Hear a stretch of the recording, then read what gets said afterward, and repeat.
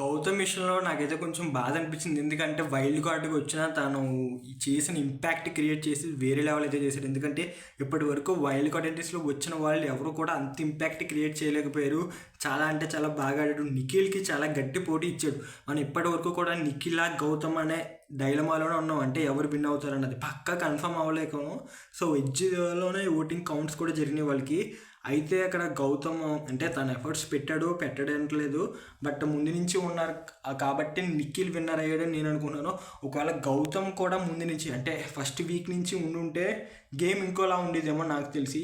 So wild card ఎంట్రీగా రావడం, అంత impact create చేయడం బిగ్ బాస్ హౌస్లో ఇప్పటివరకు ఏ సీజన్స్లో కూడా అంతలా రాలేదు.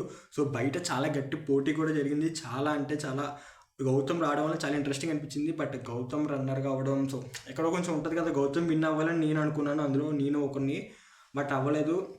ఇంకా దీనికన్నా మంచిది ఉందేమో, అందుకే ఇది అవ్వలేదేమో అనుకోవాలి అంతే తప్ప దాని గురించి ఎక్కువ ఆలోచించడం ఏం ప్రయోజనం లేదు. ఏమో చెప్పలేము, రేపు ఒక మూవీ తీసి దాంట్లో మంచి హిట్ కొట్టొచ్చేమో. అప్పుడు నిఖిల్ సీరియల్ యాక్టర్, సో ఎవరిని డిఫేమ్ చేసినని కాదు కానీ సో టైం అనేది చెప్తుంది కదా. సో ఇప్పుడైతే గౌతమ్ రన్నర్ అవడం అంటే చాలా వరకు తీసుకోవడానికి కొంచెం ఇబ్బంది అయితే ఫ్యాన్స్కి కింద కామెంట్స్ చేసే వాళ్ళకి.